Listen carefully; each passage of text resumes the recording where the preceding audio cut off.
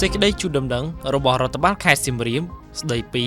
ការរៀបចំចំណតយានយន្តគ្រប់ប្រភេទនិងការបញ្ជាចរាចរណ៍ជាបណ្ដោះអាសន្ននៅក្នុងព្រឹត្តិការណ៍អង្គរសង្ក្រាន្តក្រោមប្រធានបទញញឹមផ្សារតូចឆ្នាំថ្មីនាឱកាសពិធីបុណ្យចូលឆ្នាំថ្មីប្រពៃណីជាតិខ្មែរនៅខេត្តសៀមរាបរដ្ឋបាលខេត្តសៀមរាបមានកិត្តិយសសូមជម្រាបជូនដំណឹងដល់បងប្អូនប្រជាពលរដ្ឋភ្ញៀវទេសចរជាតិអន្តរជាតិនិងសាធារណជនមេត្តាជ្រាបថាសហភាពសហព័ន្ធយុវជនកម្ពុជាសហការជាមួយក្រសួងស្ថាប័នរដ្ឋបាលខេត្តសៀមរាបមន្ទីរអង្គភាពរដ្ឋបាលក្រុងសៀមរាបនិងដោយមានការចូលរួមពីវិស័យឯកជនប្រតិបត្តិការទេសចរនិងអ្នកពាក់ព័ន្ធនឹងរៀបចំព្រឹត្តិការណ៍អង្គរសង្ក្រាន្តក្រោមប្រធានបទញញឹមផ្សារតូចសង្ក្រាន្តឆ្នាំថ្មីក្នុងឱកាសពិធីបុណ្យចូលឆ្នាំថ្មីប្រពៃណីជាតិខ្មែររយៈពេល3ថ្ងៃចាប់ពីថ្ងៃទី14 15 16 ខែមេសាឆ្នាំ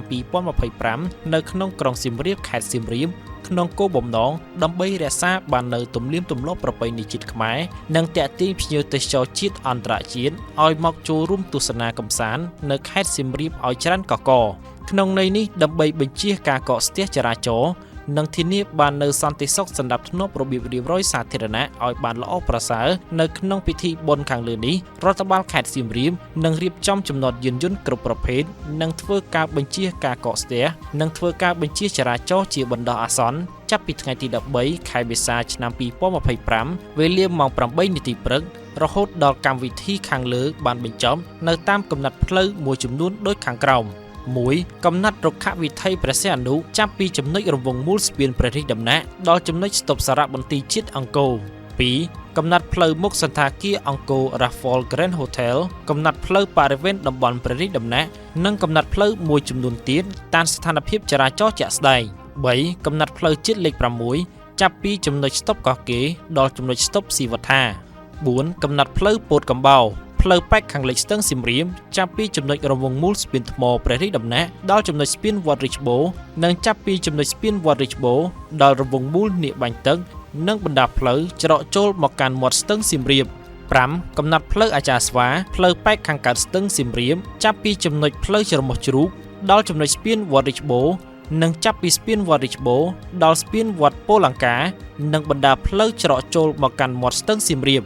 6. កំណត់ផ្លូវស៊ីវត្ថាចាប់ពីចំណុចស្តុបសម្ដេចទេពវង្សដល់រង្វង់មូលនាគបាញ់ទឹកនិងកំណត់ផ្លូវសំខាន់ចូលមកកាន់ផ្លូវស៊ីវត្ថាក្នុងភូមិសាស្ត្រតំបន់ Pub Street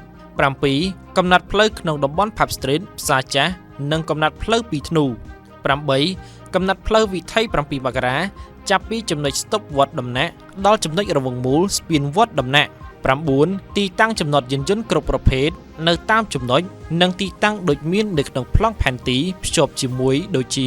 1. ទីតាំងវិទ្យាល័យ10មករា1979 2. ដីឡូតារាងបាល់កីឡាបាល់ទះក្រោយមន្ទីរពេទ្យកុមារអង្គរ 3. ទីតាំងអតីតអាងក្រពើ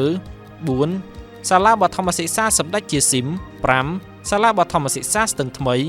6. វត្តដំណាក់ 7. វត្តពោលង្កា 8. ដីលោកខាងលិចមហាសន្តាគារអង្គរ Raffles Grand Hotel អង្គរ 9. ដីលោកខាងក្រោយសារមន្ទីរជាតិអង្គរ 10. ដីលោកខាងជើងសន្តាគារអង្គរ Century 11. ដីលោកខាងត្បូងហាងអាហារ Buffet ស្រីខួន 12. ទីតាំងចំណតមួយចំនួនទៀតតាមការចង្អុលបង្ហាញរបស់កងកម្លាំងមានសមត្ថកិច្ចតាមភាពជាក់ស្ដែងដោយមានការបង្ហាញក្នុងប្លង់ផែនទី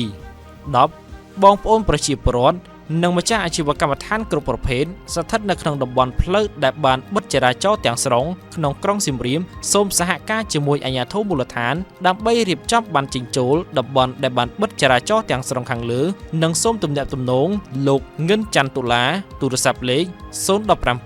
858 592 11 ដោយឡែកចំពោះខ្សែផ្លូវនិងចំណតនៅក្នុងតំបន់រមណីយដ្ឋានអង្គរ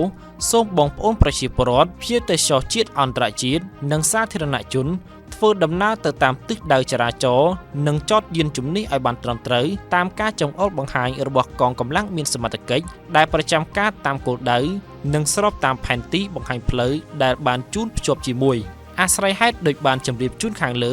សូមបងប្អូនប្រជាពលរដ្ឋភ្ញៀវទេសចរជាតិអន្តរជាតិម្ចាស់អាជីវកម្មដ្ឋានគ្រប់ប្រភេទដែលនៅតាមតំបន់រៀបចំកម្មវិធីខាងលើនិងសាធារណជនមេត្តាជ្រាបជាព័ត៌មាននិងចូលរួមសហការជាមួយអាជ្ញាធរមានសមត្ថកិច្ចពាក់ព័ន្ធនិងយោគយល់អធ្យាស្រ័យតាមការគួរថ្ងៃច័ន្ទ 10កើនខែចែកឆ្នាំរោងឆស័កពុទ្ធសករាជ2568ខេត្តសៀមរាបថ្ងៃទី7ខែមេសាឆ្នាំ2025